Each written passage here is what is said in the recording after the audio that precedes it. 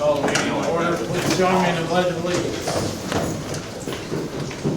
Pledge of Allegiance to the flag of the United States of America and to the republic for which it stands, one nation, under God, indivisible, with liberty and justice for all.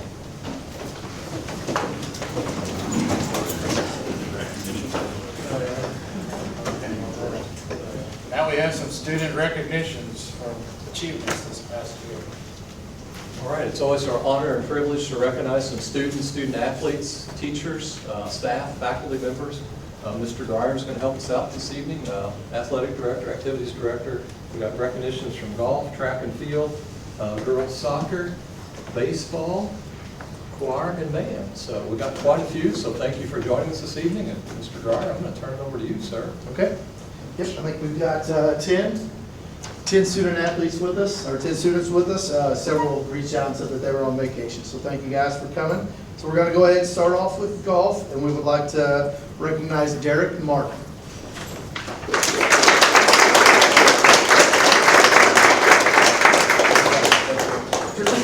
Okay. A little bit about Derek. Derek qualified for the state golf tournament and competed at Twin Hills Country Club in Joplin on May 19th and 20th. The first day of competition, so state golf is a 2-day competition. Derek shot a 79 on the first day of the tournament and an 81 on the second day of the tournament. With those scores, Derek finished 25th overall in Class 3 out of 92 golfers. So, good job, Derek.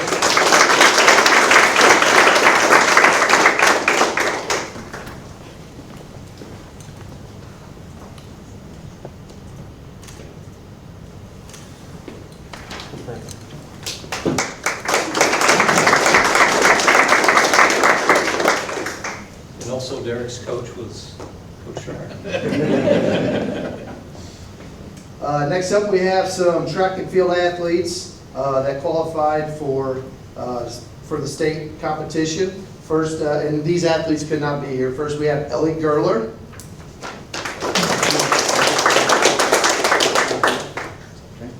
Next, we have Desmond Hampson. Ben Huber. And Destin Morgan. Those were our 4 athletes that qualified for the state and track and field contest. Next, we have several athletes that qualified for the Academic All-State. Earning those Academic All-State honors, and with us tonight is Jacob Gaiman.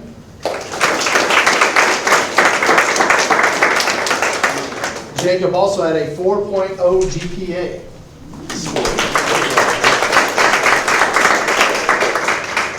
Joining Jacob, but are not with us tonight, is Katie Baggett, Ellie Gerler, Anna Rehagen, Gretchen Triller, Taylor Ebersol, Hayden Skidmore, Katie Broking, Allison Burns, and Destin Morgan.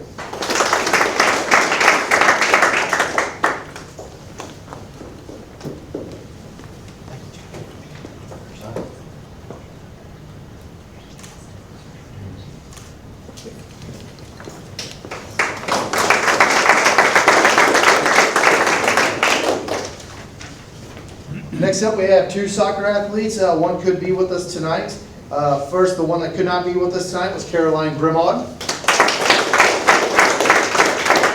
She was named to the All-State First Team All-Region. She was the All-Region Defensive Player of the Year and also earned First Team All-Conference and All-District honors.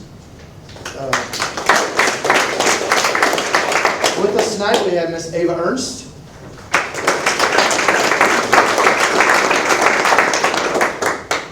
Ava was named to the All-State Second Team.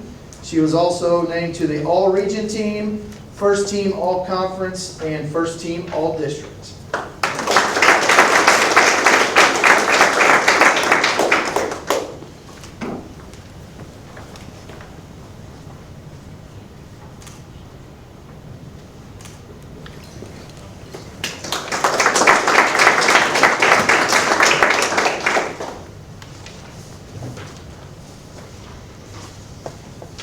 Next, we had a couple baseball recognitions, and they could not be here tonight. First was Troy O'Keefe, who was named to All-State First Team Pitcher. He was a SEMA Ball finalist, earned a spot on the J98 Dream Team. He was a JCAA Conference Player of the Year and earned First Team All-Conference and First Team All-District honors.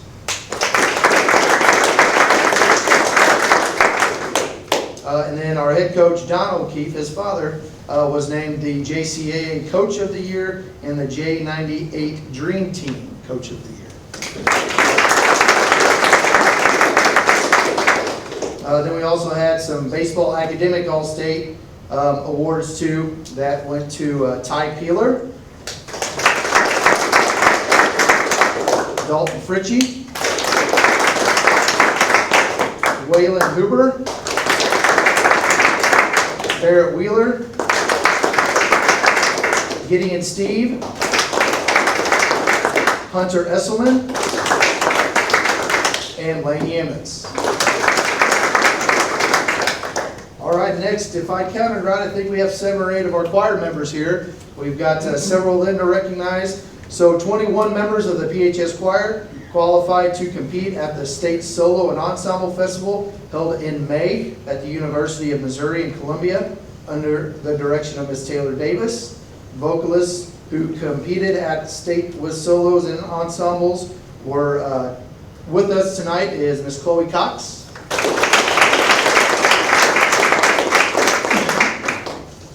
Taylor Cox,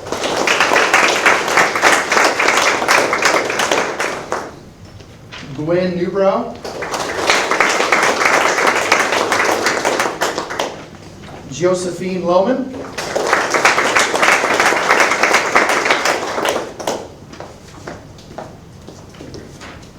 Cameron Hine,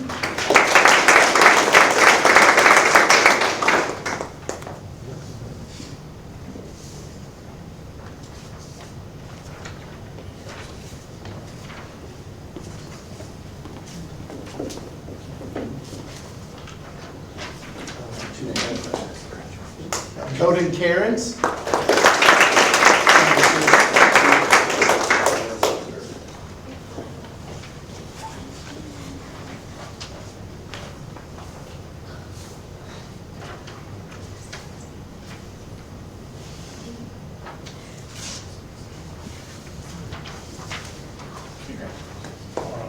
and Ziva Thurman.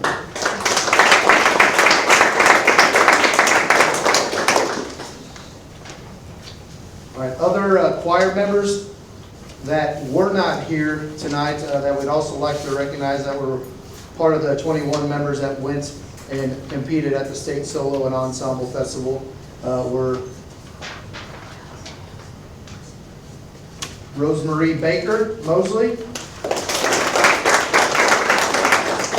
Abigail Bridges, Katie Broking,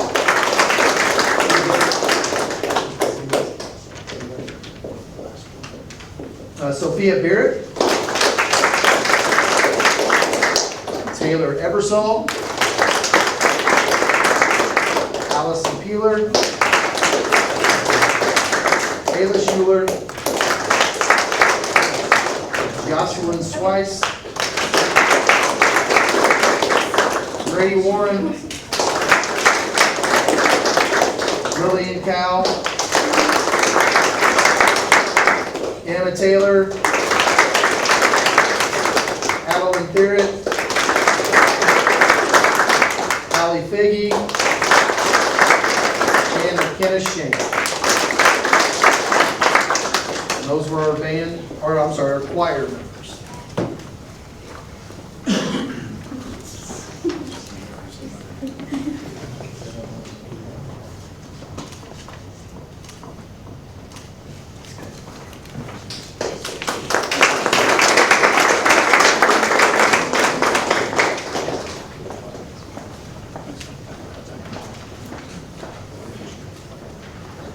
Next, we have a couple band members. We had 4 PHS band members who competed at the State and Solo Festival held in May at the University of Missouri in Columbia. under the direction of Mr. Jerry Childers and Mr. Jacob Baggett. These 4 students could not be here tonight, but we had Christina Kishball, Ayla Schuler, Kara Fulmer, and Hallie Figge. All right, for those students that were here, thank you once again for being here tonight. Thanks for all your hard work. Thank you, parents, for all those drives in and out, picking them up for practice and that. Thank you very much for making this evening. All right, congratulations.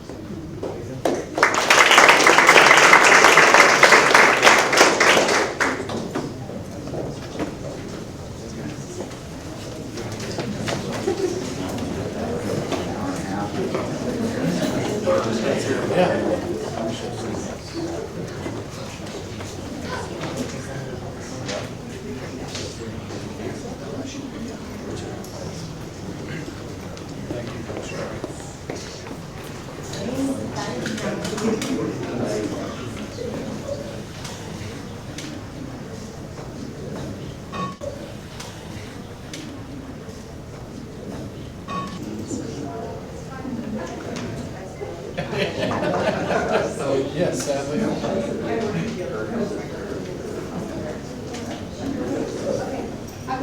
Okay. Moving on to the next thing, we need approval of the agenda. Second. All those in favor? Aye. All those opposed? Agenda's approved. No patron comments. No patron comments. Consent agenda. Any abstentions on the warrants? I glanced through real quickly to see if I did. I would need to abstain. 6 degrees of Kevin. June 20th open session. Make a motion to approve the consent agenda items. All in favor? Aye. Opposed? Consent agenda passed. Informational items, storm recovery update. I was going to provide a little bit of the update for the crowd. And invite them to fill out our survey. But we did send that out. Mr. Ford crafted a really very detailed follow-up to last night's informational meeting. Sent that out to all of the media releases. And in that, it has the link to the information so they can see what information the architect shared, as well as a link to fill out that survey. And then I felt it might be beneficial for you all just to have a paper copy of that. So we printed that out with the scanned QR code on the back of that, as well as I went ahead and printed my weekly newsletter for you today. There'll be some more pages added by Friday, I'm sure. There's a lot happening this week. And so I will still send that out to you Friday afternoon late, just by text. But you've got a paper copy of that as well. And this all went to all the parents and a lot of people today. So we are very, we also had Fox 23 News came and did an interview, and we talked about that as well. Okay. Any other storm recovery pieces? Moving on to program evaluations. So we will include a few of those every month on the agendas for you all to preview. Those people who are ultimately responsible for getting those completed. It takes kind of a team effort to do each one of these program evals. We make sure that they're here to answer any questions that you may have. But you'll kind of start seeing a clump of those every month instead of us trying to do it all in one board meeting. We weren't able to get it all in one. It stretched into 2. So we're going to try just a little bit each month. Any comments or concerns, questions about the program evaluations?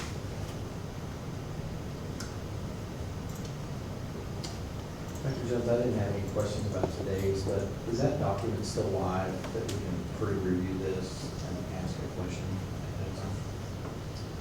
Remember we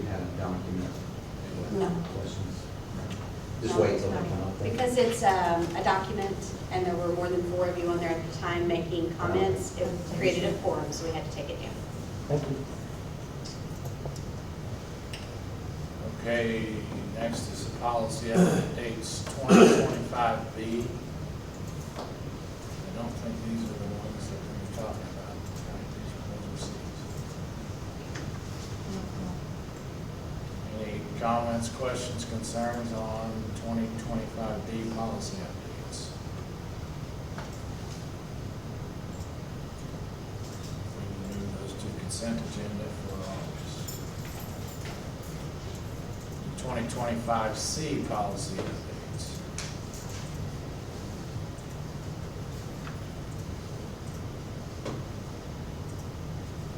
There were 2 of these in this package that we intended to talk about. And then we wanted to pull out and try to approve tonight. Yes. Almost there.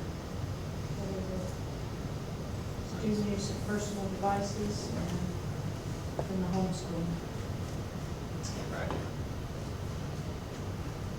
Yeah, most impactful is the devices. Did you have any feedback, was any staff able to review that original language? Do you have any feedback on that, Dr. Jones? It's been sent out to the administration. We've not had a lot of feedback, other than the administration has been researching some opportunities to get some suggestions, best practices.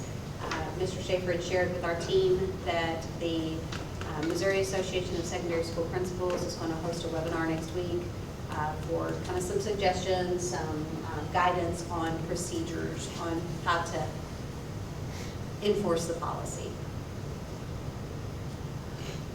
As I said, Mr. Heck and I were sitting in a Rankin thing a month ago or so, and the superintendent from, I think, both Cape and Jackson were there. I know Cape's been doing it. I mean, they have things you can put things in, and so, I mean, they may have some ideas too. I think Kelly, another one I heard, they've already been doing it, so I'm sure there's people who can pick their brains and do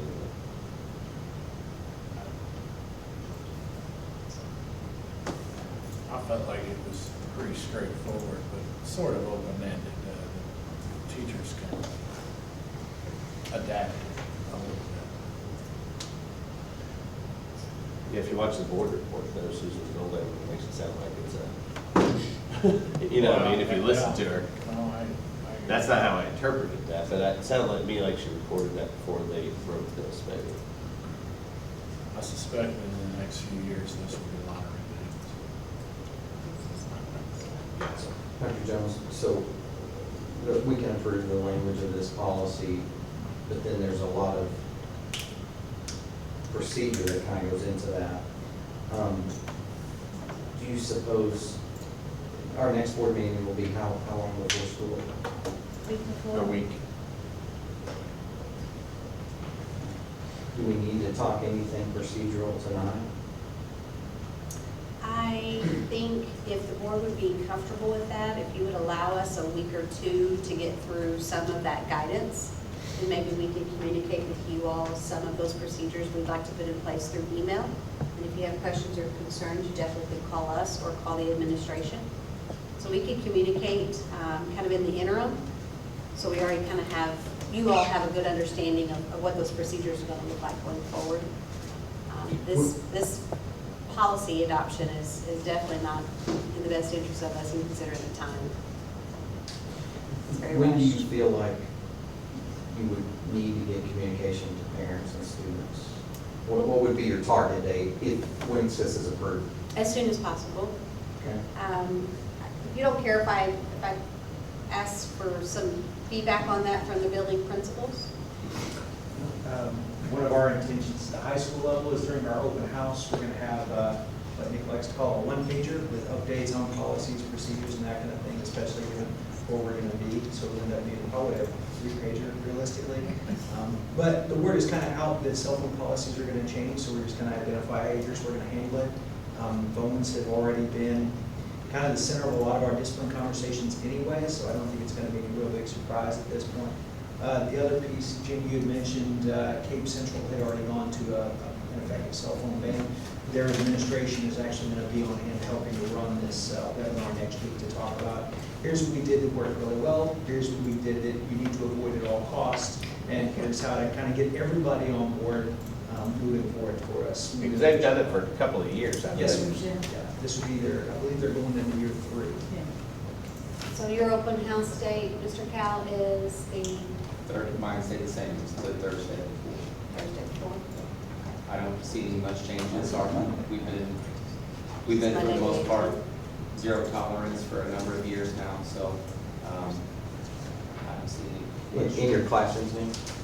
Yeah, overall, I Correct. mean, overall, just a lot of the language that's in there is things that we already do, common sense measures, medical.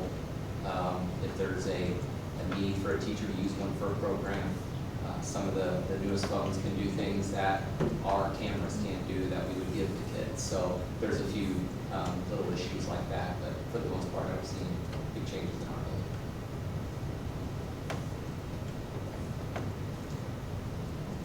Would you all be comfortable after they've been able to kind of go through that professional development, that guidance to kind of draft something, and we could share it with all of you and make sure that you're comfortable with it as well?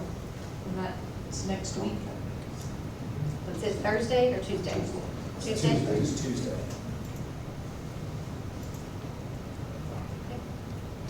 But would you still want this policy approved tonight so that it's on the books, correct? It's mandatory by law that we get this policy approved, then the. We can amend the policy later. Yeah. Certainly. Just kind of jump starts it a little bit for us. It's G, F, C, D. D, and one other. IGDAA, is that right?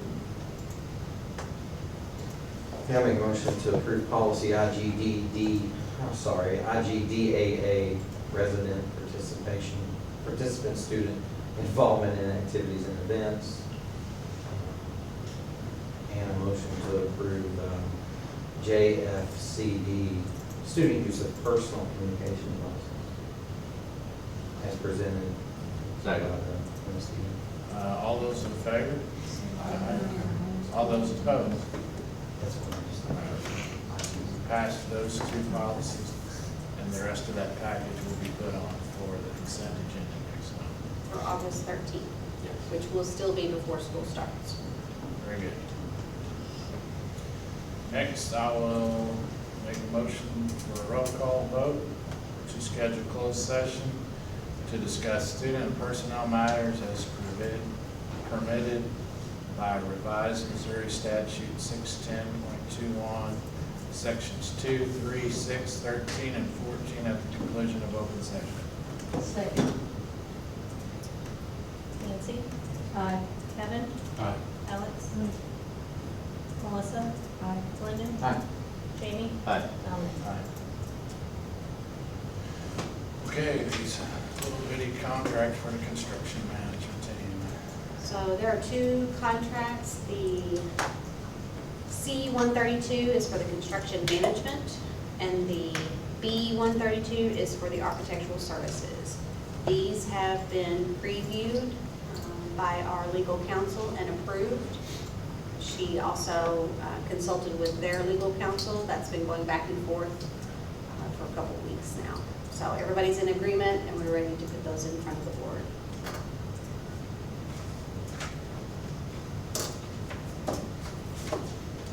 There was some language in here about bond. Is it page 3 on the architect? Of the architect. I think I'd just change one word from will to may. I mean, it says we will pursue a bond issue. Yeah, I will pursue. I don't know that we will, we may. Okay. Does that make sense? And that's on page. Page 3 of the architect one. I think it's in. It's on both. I think it is on the. Is it? Okay. Must have missed something. I can request for that change. Yeah.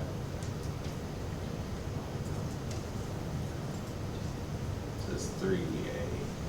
Space 3A.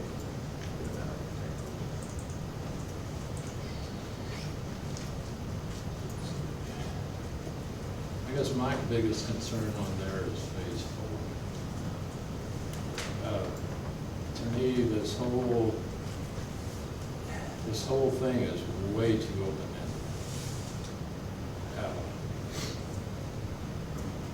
We hired an architect to help us with, figure out what we needed to do with the high school, figure out what's safe and what wasn't. But now we've got an open-ended contract here where whatever we do in the future, as I read it, we would have this, we would still have the same architect.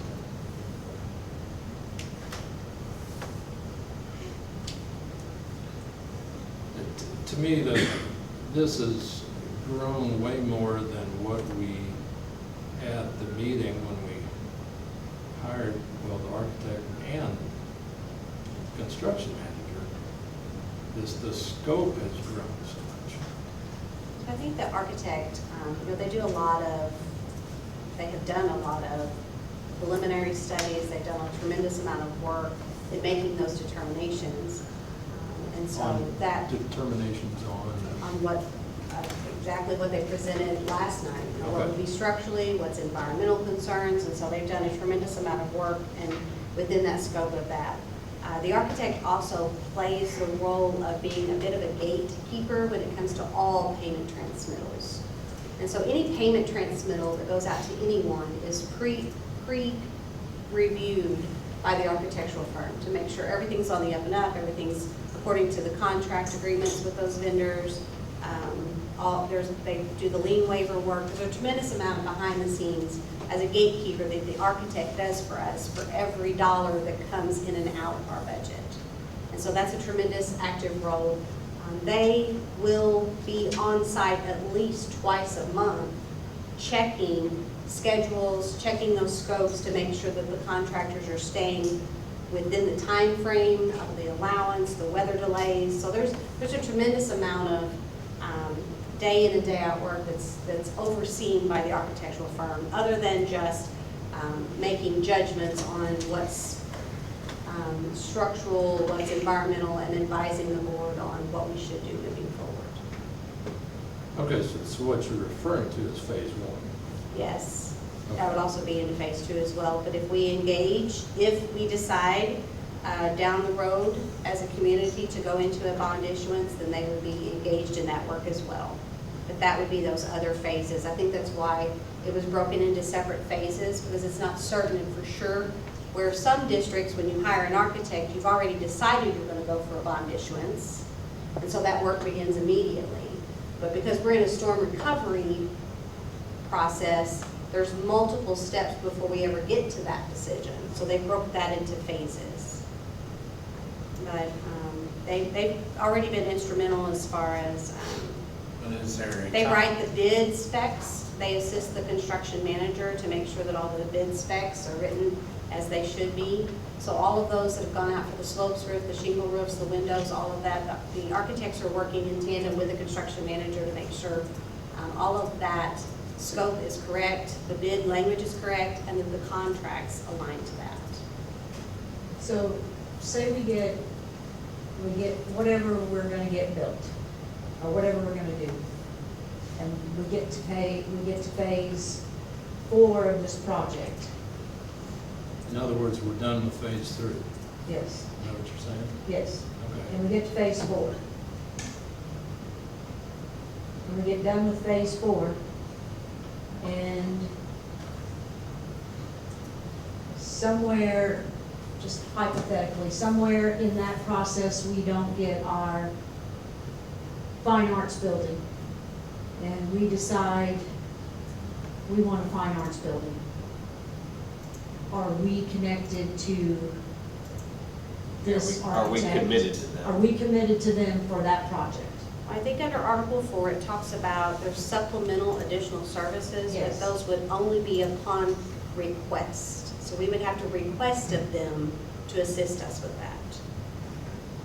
Is the way I understood Article 4 and specifically 11.7. So that supplemental additional services I think would be if down the line, we decide we want something that wasn't originally part of the plan, it would fall under what would be considered supplemental. Would we be required to ask that of them? Or could we use an architect if we wanted to? The way I see it, we're committed to that. I think Mr. Lockman, the original question, the key would be the last sentence of phase 4. The architect will not proceed with any phase 4 services until the owner issues. Right. a Written order. But what he's saying is when we decide to move forward, do you have to use I that? guess, I think the concern is 5 years down the road, if we want to take on another project, is this contract at that point, to the point where we can do an RFQ for architect services? When is there's no closing date on this, Right. obviously, because we don't know when the work's going to be. It's an easy enough process to do the RFQ. So why is this even in here is what I'm not comfortable with that. It seems to suggest that we would use the same architectural firm. I think if you do anything that's not in that original scope, then you would be able to go to an RFQ. That's how we went to an RFQ this last time, because the previous architect, we had completed everything that was within that scope of work. And Right. because it was not within their scope that we were planning to do, we were able to open up a new RFQ. And I believe that would be the same with this one as well. Yeah, but phase 4 seems really open-ended with future projects. Yeah. I mean, you know, what I mean, it doesn't specify a specific future project, it just leaves it open to any future project. I don't think there's, I can seek clarification, but I don't think there's any contract that perpetually ties you in forever to it. I think there's a scope, and then this is supplemental upon request. So if we wouldn't request that, we could go out for another RFQ. But if we do request it, it's within that original scope, so we wouldn't have to go out to an RFQ if we didn't want to. If we wanted to continue working with them, we could request supplemental additional services. So I think that's in there in case we choose to continue working with them. But if we don't request that of them, that would enable us to say this is out of the scope and we're ready to put this out for other considerations. Dr. Jones, what you just described would be the very reason I don't like phase 4, is because I may be voted out soon. And that's 24 months or more down the road. I would feel more comfortable allowing a elected board at that point to do a new RFQ for whatever that additional project was. And hopefully SAP does a great job where we would choose them again. I didn't find the RFQ process to be cumbersome, besides just my time, but I signed up for that. My mind might be able to be changed, but that's why I would not like phase 4, is just because I feel like I'm obligating, or I'm taking a decision out of a hand of a future board 2 years from now. That's my opinion. And just drop the whole phase 4 section.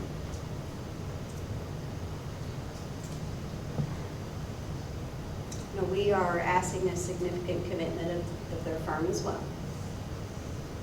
But if you are not comfortable with that, if you'll share with me what you would propose, then I can reach out to council and ask them to reach out to you.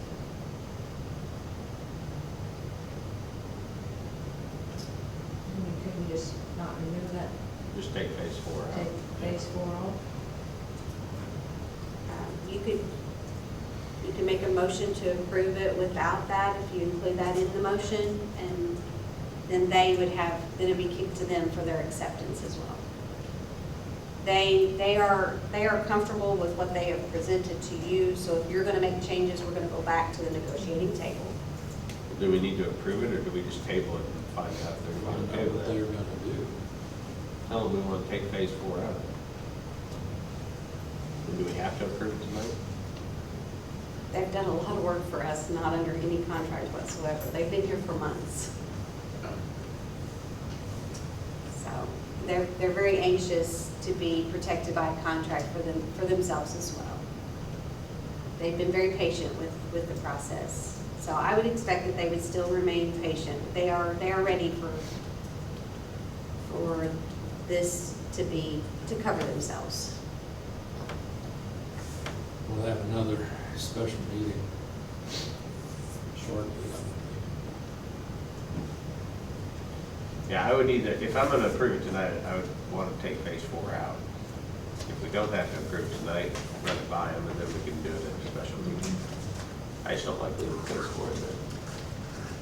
Okay, what if I propose that you all word the motions, that it's approved as is with the removal of phase 4?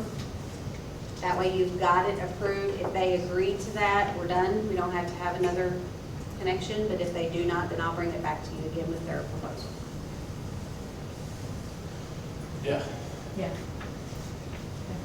I'm not sure how it would work. And I think if they come back with a phase 4 reword, it'd be nice if there was some nature of a timeline, a closing date.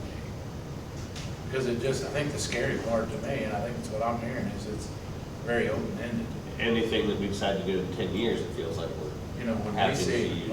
we see Plan C on that board last night, that is pretty, we're moving roads and we're making earth-shattering things, and so anything from that could be into there and be tied to a firm.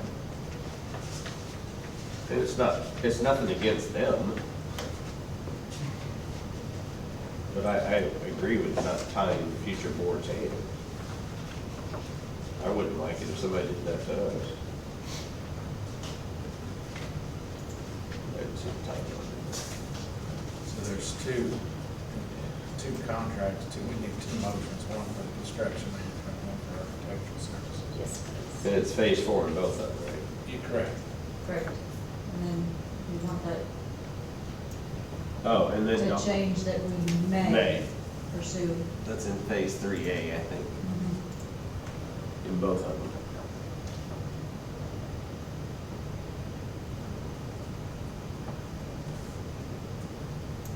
So you have the 2 changes made, so we just say the changes presented. I have one further clarifying question, when we're done with that discussion. About the contract on page, this is specific to the architect contract on page, sorry, page 22. I see the amount that we're paying for the services in phase 1, and it says plus expenses incurred. Is there a limiting factor on that, and what does expenses incurred refer to? What qualifies? Yeah, is there any limiting principles on that? Is that just some travel reimbursements and? Or are they starting to charge us Some for things toner like and that. paper and stuff like that? They've not incurred any of their travel expenses. It would not include any of that. Okay. It just, What does count there? Do we know? They've got a percent of construction cost. that's in phase 2.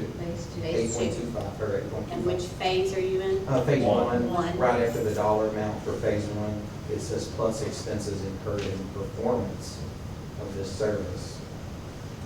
I don't know what that means. and What that page are you seems on? Really broad. 22. 22, sorry. Which one, construction? Architect. Phase 1. There's a lot. And that may seem nitpicky, and I hope they don't take it as such when we ask that question, but Yeah, it's almost like we don't. an example of those expenses.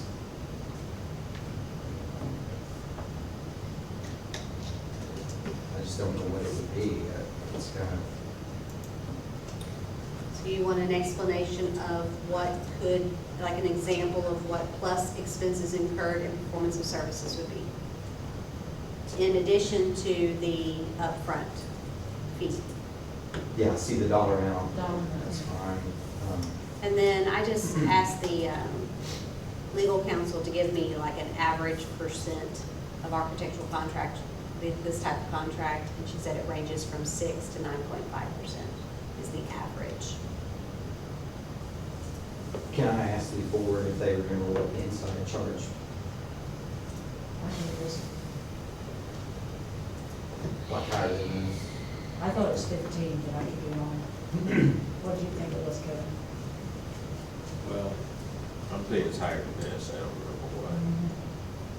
what. On my research, that seemed within range for, I remember 15 from some.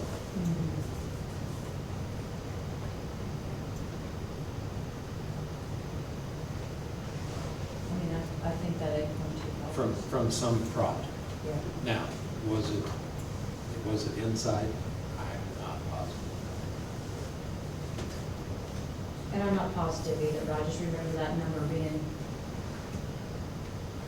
Thrown around when talking about architectural firms. And that may possibly have been smaller projects Correct. than this, which would charge more because you're spending a lot of time on a couple $1 million, or $1 million. I appreciate your diligence in trying to get down into the nitty-gritty and make sure that we're entering into an agreement that is fair for the district. But I do feel confident that the attorney from Mickus O'Toole, we didn't use the MSBA attorney, we went to an actual attorney that we're paying for their services. And I feel confident that they represented us well, and that she would not have suggested in this back and forth process that she's been working on anything that would have put us in a position where she would not be comfortable with. So I do appreciate your request for some specificity, but they have done a tremendous amount of work for us. They have represented us very well, really gone to bat for us tremendously, not under any contract whatsoever. And so, Don't brag too much on Mickus. We've had them for a number of years. But I found the contract with Insight. Did you? Yeah, so I mean, it's considerably more, only because it's broken out different. Schematic design phase 15%, design development phase 20%, construction documents phase 40%, construction phase 20%, bidding and negotiations 5%.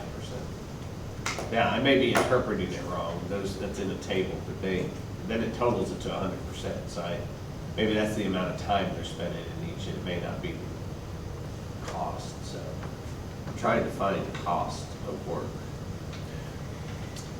said, I feel like it was in our best interest to have someone with experience far beyond what I am capable of doing to look over this. And she has been very, very, very diligent. Julie can attest to how many copies of this we've gotten in the last 2 weeks. As a matter of fact, I had to call and just say, send me the final version, because so many single words have changed.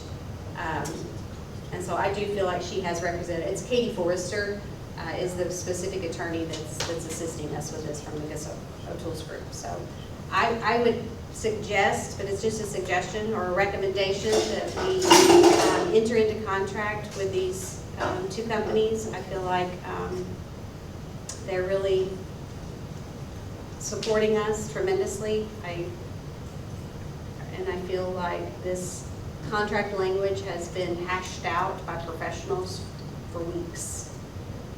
But I do respect if you have certain requests and you're not comfortable to hear those. this one calls out what those additional expenses could be in a separate section. Transportation, long-distance services, which I don't think you have, dedicated data and communication services, fees paid for securing the approval authorities of having jurisdiction over printing, reproductions, plots, postage, handling, delivery, expense of overtime work requiring higher than regular rates, if authorized in advance by the owner, renderings, models, markups, professional photography, presentation materials, architects, consultants, expense, professional liability insurance certificate exclusive to this project, all taxes levied on professional services, site office expenses, and other, then it even says other similar project-related expenditures, so even that left it open. So we could get a bill for the easels? I mean, that's, I think, what we're concerned about. I don't know that they would do it. I don't know that Insight did it, but I can't find an actual. Because on that same page 22, in phase 3, the compensation will be a percentage of construction costs. Well, yeah, we know that. What percentage? Well, that would be in the amendment. Phase 3 calls for an amendment of the basic architectural services. So we would have an amendment added to this contract if we went into phase 3.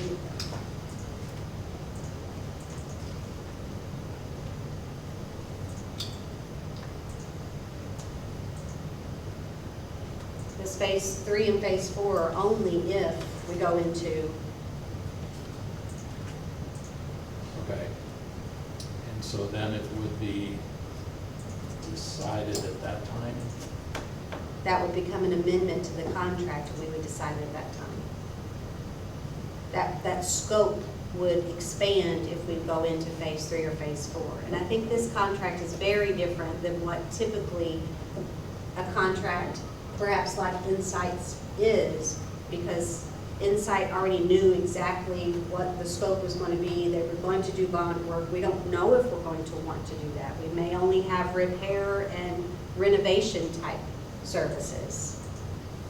And so this one is customized to our situation, which makes it a little different than what's probably typical when you hire an architect, a design build type contract. We don't know that we need that yet.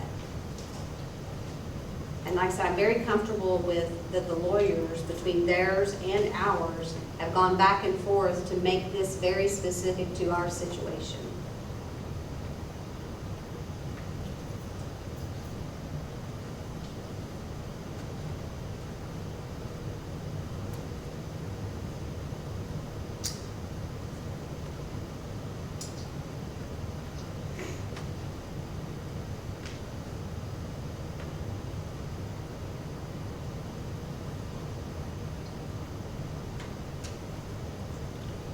Like the wording in phase 4 on that same page, the compensation will be a percentage as mutually agreed upon per a contract amendment. So I think phase 4 is on there if we want to continue working with them, but it would require an amendment and the negotiations and that whole process again before we got into phase 4. I think that language protects us, but phase 4 is there if we choose to continue engaging with them. The way I'm reading it as a contract is we're only locked in through phase 1 and 2. 3 and 4 require signed amendments between us and them. So in reading that, would you be comfortable leaving phase 4, or do you think it still needs to be removed?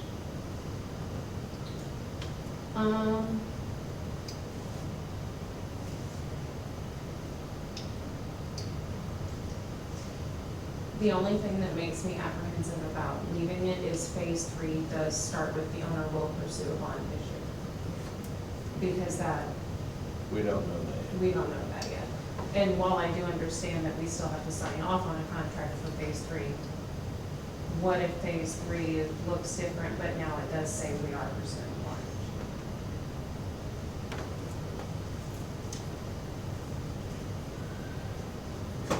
I'm not deterred by phase 3 and phase 4 being in there because of that. We do have to continue negotiation with them to enter those phases. But I don't like the verbiage of the owner will pursue a bond. Yeah, that has to be. Yeah, that definitely needs to change to that.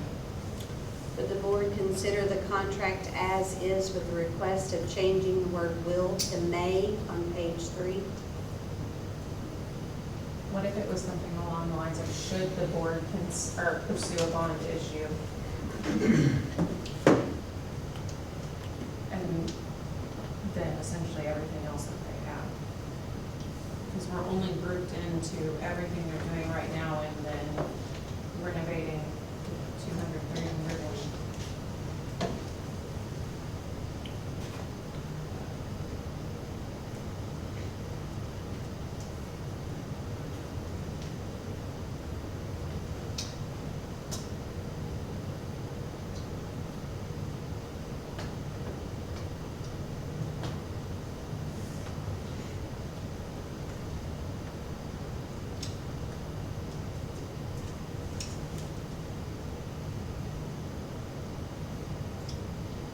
I did find percentages now for inside. So this is broken out by project. So their percentages actually decreased with the price of the project. Anything 500,000 to $1 million was 9%, and it works its way down to 6.75% for 5 million and above. So Or inside. for inside, so. Okay. So the primary center at 12.2 million was 6.5%. The elementary school at 3.2 million was 7.25%. Middle school, 10.75 million, 6.5%. HVAC capital improvement updates is 1.2 million, we paid 8.25% for that. Some upgrades here at 900,000 was 9%.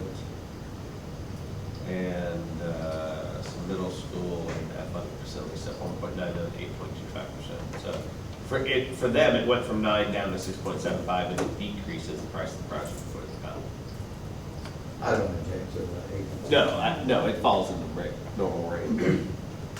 But that gives somebody some reference. I just still have some concerns with leaving phase 4. Kendra, you had some. I said I just have some concerns with leaving that phase 4 on there. I guess I could. what end date are you comfortable with knowing that we have no idea what our? I know, that's just it. I mean, we have no, Like an explanation. we have no way of putting a date on it. It does say the architect will not proceed with any phase 4 services until the owner issues written authorization to the architect to proceed and provide services. So is the interpretation that if we choose not to write something to that architect, we're done? See, that's what the concern is. Yeah. There is that it makes it sound like if we proceed with anything in phase 4, we're stuck with them. And I don't mean it bad, I mean, we may love them. But if at We could decide phase that. 4 and we want to go with somebody else, this implies that you have no choice but to, you know what I'm saying? That's how I read it, and I think that's how everybody else, or most everybody else at least is reading it. I don't know that that's right, but that's how it reads. Either that or add some verbiage in there that clarifies it, says, you know, at that point, the RFQ process could be followed, you know, and these guys could be given I don't know how to change it. I just figured the easiest was just take it out. We get to a phase 4, we just RFQ it and include them. Can't imagine a company with all the kind words we've just said about them being concerned with us asking a question about phase 4. You might be able to change my mind. My mind has not changed as of today, and I'll explain it one more time. And future board members, or maybe even some of us sitting here, may choose to have an RFQ process for future projects that are not in the scope of phase 1 through phase 3. And I don't feel like me making a decision 2 years prior to that is me being the appropriate fiduciary. It's my opinion. And I don't think someone as great as the kind of words you shared about them. I'm trying to think of everything blowing up and them packing up and leaving, and I don't see that happening. Is that what we're afraid of? Or are we don't want to look like we're nitpicky? I don't feel like it's nitpicky. I can drop the one about the extra expenses incurred. That probably is nitpicky because I don't know what those are. But I can allow some trust in that. I don't think someone would get out of control with that particular item. Maybe phrasing this differently is it feels like phase 4 becomes part of the scope of work. And it's an open-ended phase. Does that make sense? I agree that the language is clear that we would approve a future project. Right. But there may be a board member after me that says, you know what, SAP is not serving our community well. Or maybe they have turnover and they have new people in SAP, not the same ones we're dealing with now. And I want that future board member to be able to submit a RFQ and choose who they want, without the rest of the board saying, well, we don't have to put an RFQ because we've already committed to them for future projects. It's almost, It's sort of like our breakup with Insight. We don't want to be held. We don't want to be held indefinitely. That's the way I see it. I think as a professional company, if they're a professional company, they will understand our concerns about having this far on there. Probably it would be something that I don't think it's something that they would not have heard of before. Maybe it's standard, I don't know. I am confident the lawyers that we have chosen are not putting us in legal jeopardy. It's only me protecting the minority of our future board members. Or administration, for that matter. True. When we hired Insight, I don't know that board members were really realizing the scope of how long they were going to be here. Is that clear to you, James? Say that Sorry, again. you were talking. No, you're good. Say that again. When we hired them, Okay? okay, well, we hired them to help with the bond issue. I don't know that all the board members were really aware of the scope of how long they were going to be here. The drawback for me answering that is I wasn't here until after they were brought on board. Okay. I all wasn't right. part of it. Okay. Nancy might remember. Okay, I thought. No, I got here about the time we were just doing the marketing campaign for it. I mean, it had already been decided that they already were working Okay. with it, you know what I All mean? right, okay. So, I wish I could help you. And I think part of that too was, at that time, we developed wasn't it a 5-year plan to, how we were gonna do, how we were gonna move with all that stuff, and we just ran out of money before we got everything done that we kind of wanted to have done. And then that's when we came back with the grant that we got for the Career Center. And they kind of, I think, still thought they were kind of part of that plan. Because, that time. because it was still on the list, on that wish list.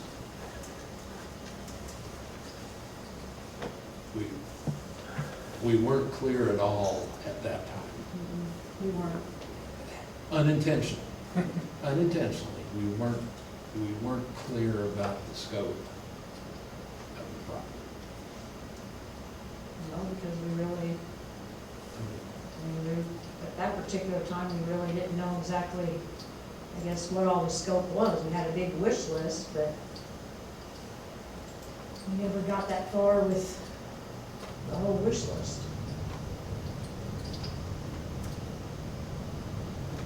Well, it was never clear about the funds that it would generate, that the tax would generate, and how far that would go Right. down the wish list.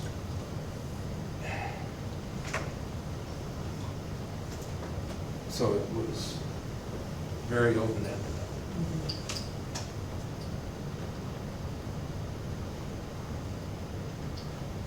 Is there a way that we could go back to them with the verbiage where we're fine with phase one, we're fine with phase two, and phase three is worded, should the owner Or may, or whatever. pursue a bond issue, something about renegotiation of phase three or, and four? Give us an opportunity. to Yeah. do it.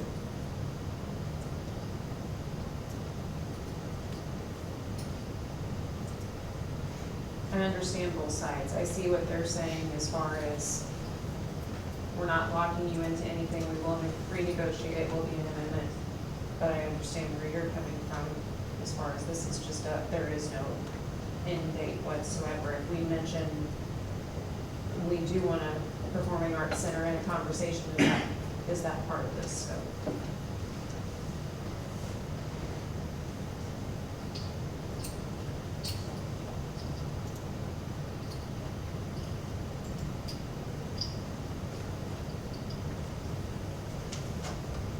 I would like to see us somehow have a closing on that. If they do good work, we rehire them. Big deal. I didn't find the RFQ process to be laborious. I'm willing to do that again. I'm sure a person that signs up for the school board would be willing to donate their time to do an RFQ process.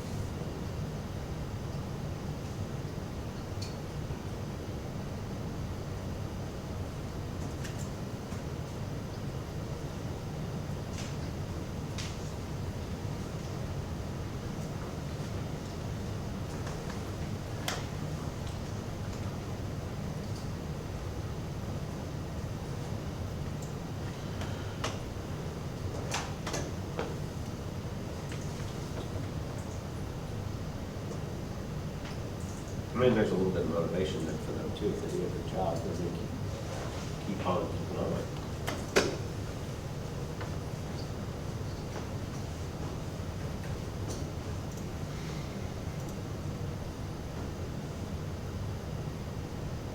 How do we move forward?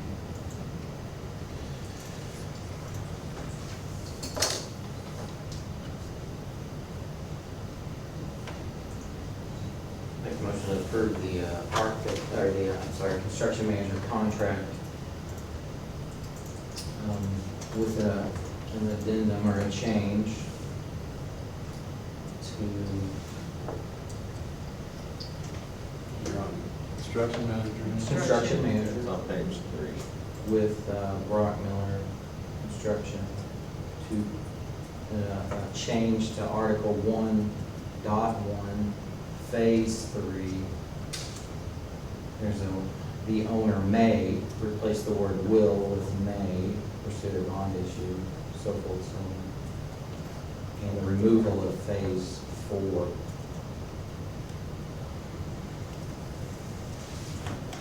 Second. All those in favor, say aye. Aye. Opposed? I make a motion for the architectural contract with the amendments of shall, may for the bond issue, leading phase 4, and asking what the extra expenses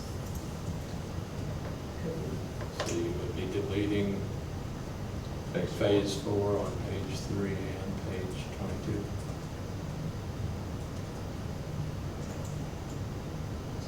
I think if it's not on page 3, it can't be on. It's, well, it's on the, it's on Yeah, the. it's in both places.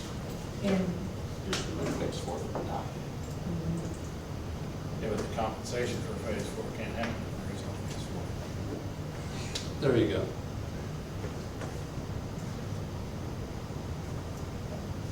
Second. All those in favor? Aye. Aye. All those opposed? Mr. President, if we need to have a special meeting to understand that more or make a change, I'm willing to do that. Absolutely. We get clarification, we need to do something different. We're to the re-adoption of the MSBA policy BBFA. Can I get clarification, do we do this one every year the same way? Okay. And why is it, just curious, why is it different than other policies? Why is there a readoption? Is it just a Missouri statute or something? I assume that, I don't Okay. know that. I just think it's something that has to be done. I make a motion to approve BBFA, the readoption, board member conflict of interest and financial disclosure. Probably related because you have potential for board members to change. Change every year. All those in favor? Aye. Aye. All those opposed? Passes. All right, we're to the attendance report and administrative procedures. This month, our attendance report consists of our summer school attendance. And I believe that should be included in your packet there. At the primary center, 266 students, elementary 195, middle school 85, and then at the high school we had 51. And we had some that were doing actual virtual Edgenuity also there. So approximately a little over 600 students that attended summer school. And overall attendance was about 92%, which is pretty dang good for summer. Is this summer school for kids who are behind in academics, or is this like, well, like Camp Curia or the whatever fun summer camp thing is? The lower grades will be Camp Curiosity, that you see here on the primary that they have there, or excuse me, at the middle school, the media, they broke those into different ones in enrichment. So Gotcha. yes.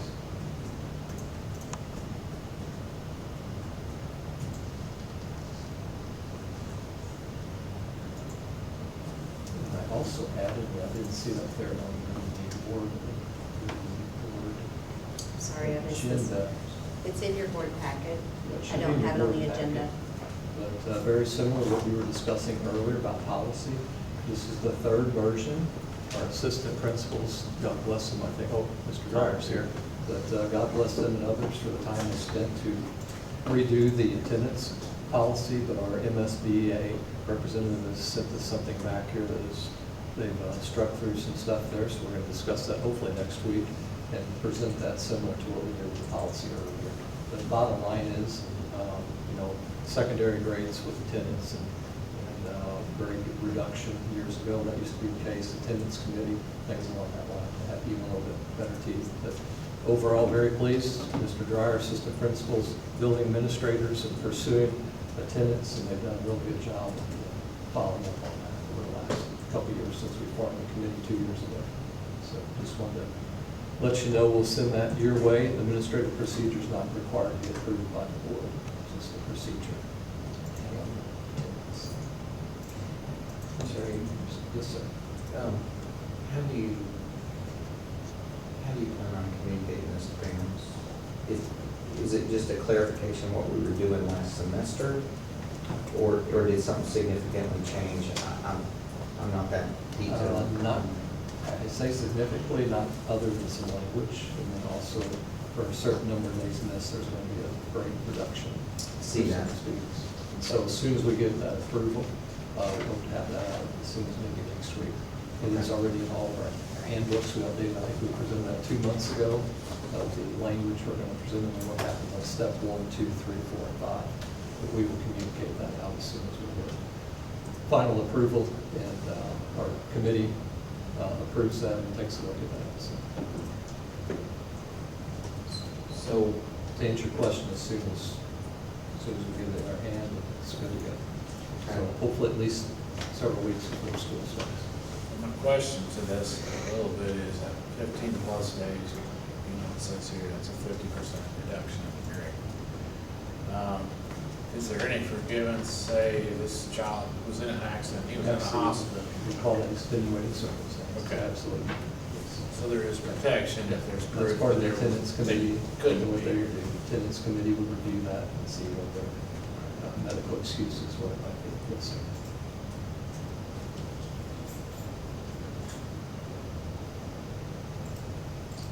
So a student that does have, it looks like it starts at 9. A student that does have 9 documented medical appointments, let's say, is that sufficient, or does a building principal get involved to make that We discretion? call it discretion of the building administration. Absolutely. Okay.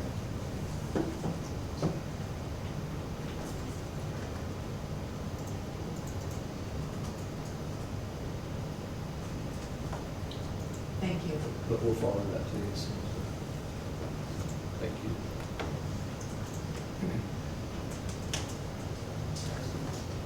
Financial report?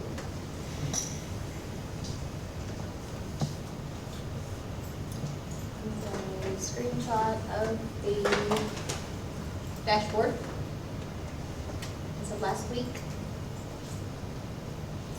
And so this is a reflection of June. So this is not the new budget, this is the closing of the last prior. So the new dashboard will roll over the next month board meeting.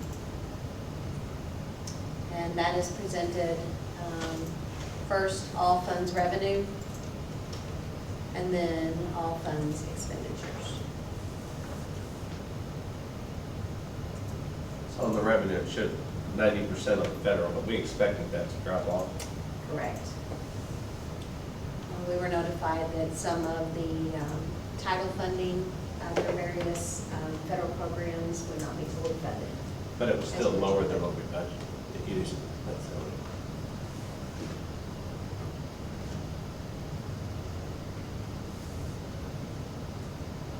In your prior years in federal, we still received some ESSER funds even last year, and quite a bit more the year before that.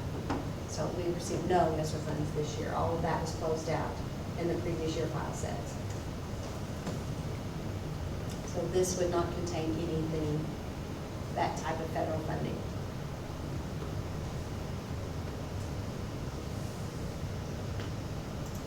And those will be the expenses. Broken into salaries and benefits, purchase services, and supplies and materials. And we did reduce those comparably from the prior year.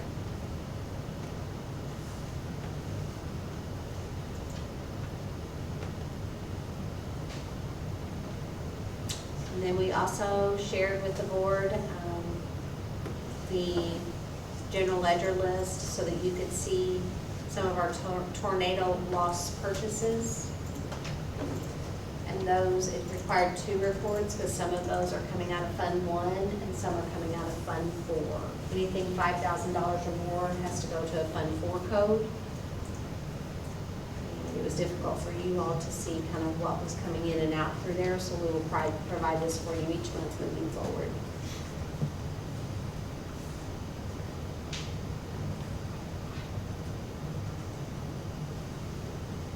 Are any of these expenses intended to be insurance expenses? Yes. That's why they've been separated out. I would assume so, that's why. Do they, your previous report, are they excluded from that? Your financial report that you're going to present monthly? Are those funds like segregated, or Yes. are they included in that? Yes, They're they're segregated. segregated. And then what wouldn't be a reimbursement from insurance would then be changed back into a different code. They would go back into our budget. This way, everything is separated, so you've got a clean, separate book. And insurance proceeds also go into a separate, they're excluded from your monthly. Yes, so it's all tracked.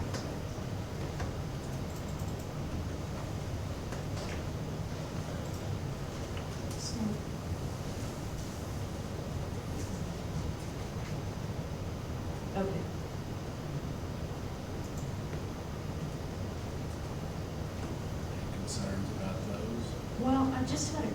because I saw one for, it's on that page, this one, look at the second page.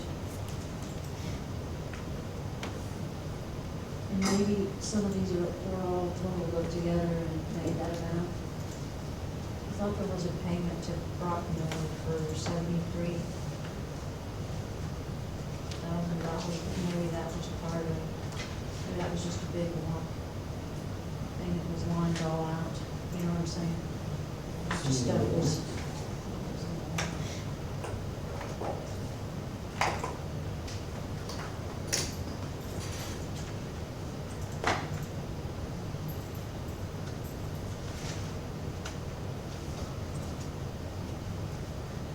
That might have been a whole bunch of them, you know what I mean, put together.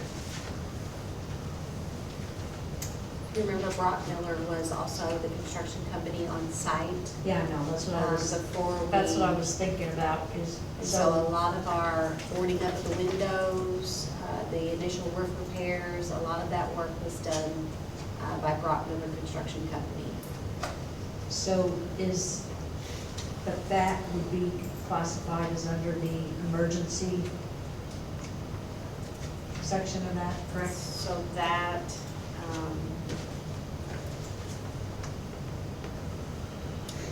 you seeing it under the regular bills list, the regular warrants? I didn't see it. I thought that I saw it fairly like it would.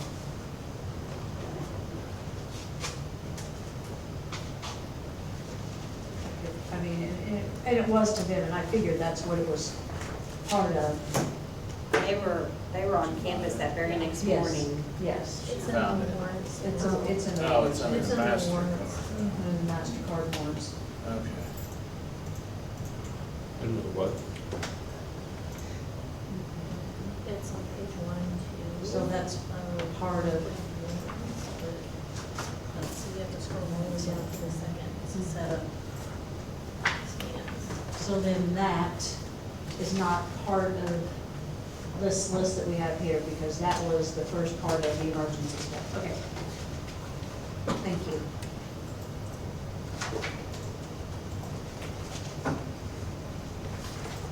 Does having this, is this helpful for you all, this extra list?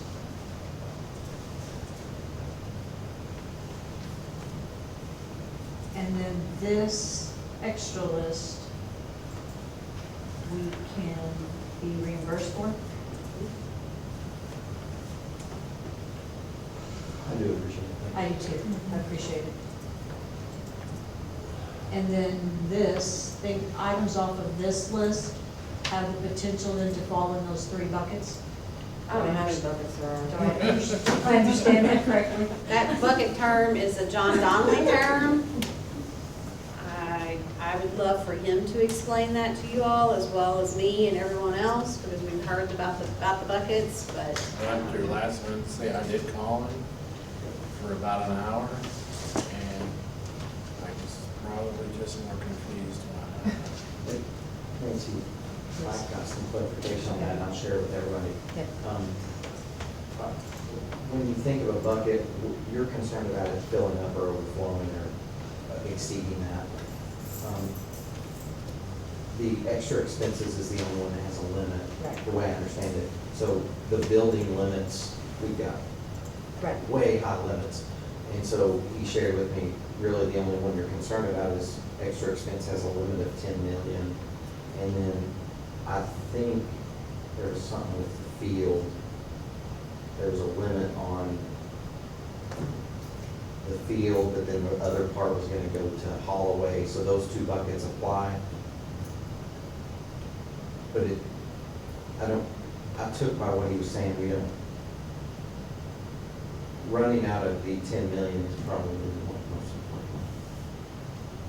But I don't know if I did a good job explaining that. Yeah, because that's the bucket that, There's no more after 10 million. that's the bucket that everything else falls in. The that can't temporary Fall structures. into the other places, The yeah. temporary structures came out of that, Yeah. and so that was a big chunk, 10 million. Yeah. Now, But he Peter- described it to me that he intended to get FEMA to come back in and pick up some of that. So yeah, if we went over the 10 million, we might only be responsible for the 25% of those expenses. Yeah, this is very helpful, thank you for doing that. Okay, moving on to the board newsletter. A lot of upcoming events, especially those in August listed in your newsletter. They paid special attention to those, the breakfast, the open houses. I know that the green carpet, those things you all try to attend. So we'll keep this updated. I'll probably start dropping this on the last page of your newsletter every week. Try to keep it as a separate page in case you just want to print that and stick it on the fridge or something like that, so that you've got those upcoming dates of events that you could come and be engaged with our families. And it highlights our two new directors, Mr. Ford and Mr. Franklin.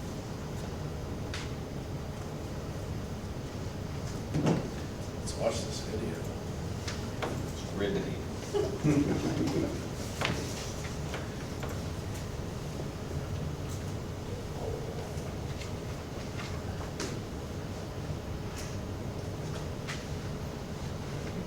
Or it's not.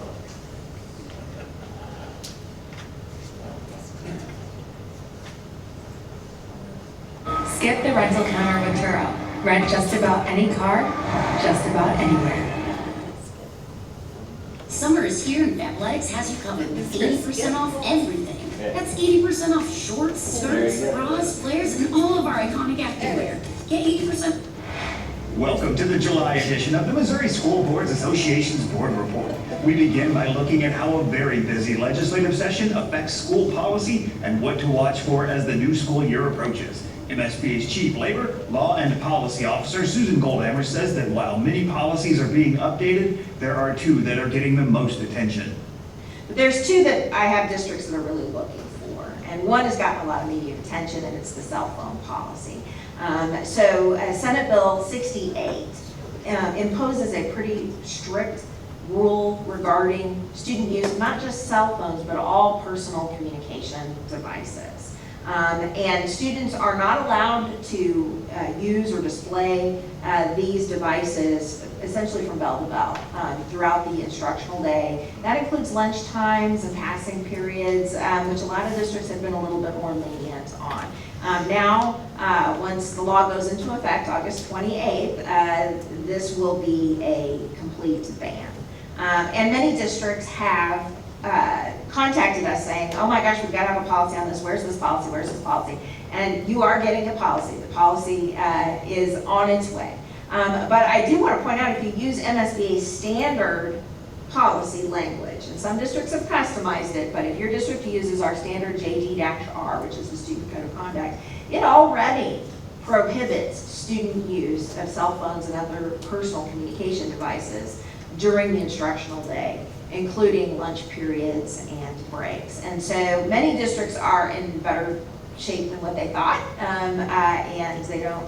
We are, of course, going to get a more thorough policy with all of the exceptions and the law listed, and that is coming. The other one, which I think is going to get a little bit more attention as we get closer to school starting, is that the legislature has now passed a law that requires school districts to allow resident students who are homeschooled attending family-paced education, which is essentially a homeschool where they accept voucher money, or attending virtual schools. Those kids in your district are required to have an opportunity to participate in district athletics, fine arts, and co-curricular activities, even if the child is not enrolled in your district. So that's kind of a big change, and I think as word gets out to our homeschooling community, districts are going to see more headlines, and I think they're going to see more parents inquiring about participation. Susan reminds us that policy updates can't be sent out until after the governor signs the bills. In the meantime, she says it's important to make sure your district isn't behind on policy adoption. It's a problem for a lot of school districts because that essentially means they're out of compliance with the law. We encourage any district that uses our policy services to please contact us We will help you get caught up. I will personally talk to you and explain to you the changes.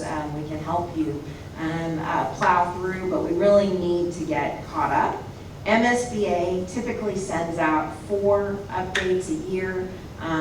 This year, we could have 5 or 6 updates. And so it's a busy year, and we just really don't want people to get behind. Watch your email for the weekly and other updates for more policy news and information from MSBA. Susan covered so much important policy information that we couldn't fit it all into the board report. So visit the MSBA website or the MSBA YouTube channel to see the full interview with Susan. MSBA recently held its summer summit, and at the conclusion of the summit during the delegate assembly, Shelley Mantell of the Mountain View Birch Tree School District was sworn in as president of the Missouri School Boards Association after serving as president-elect for the past year. She told board members attending the summit that one of her themes in the coming year is servant leadership. So as board members and leaders in education, we hold the future in our hands each day. We can choose to lead in many ways, but I hope in the year to come that we will choose to lead as with a servant's heart and work tirelessly to energize the mind and will of our Missouri Public Schools so that we are always the school of choice for Missouri's children. I look forward to leading as a servant leader and walking beside you as we move Missouri's public education to the next level. Thank you for your support and your confidence in my leadership, and I look forward to serving with you. Thank you. MSBA state officers elected during the delegate assembly meeting held at the summit include President-elect Keisha Lee of the Ladue School District and Vice President Riley Hartwell of the Joplin School District. And registration is now open for MSBA's fall regional meetings and for the 2025 MSBA Annual Conference in cooperation with the Missouri Association of School Administrators and the Missouri Association of School Business Officials. Visit the MSBA website for information on both of these upcoming events. That's it for this month. Thanks for allowing us to have some time at your board meeting, and we'll see you in August for the next MSBA Board Report.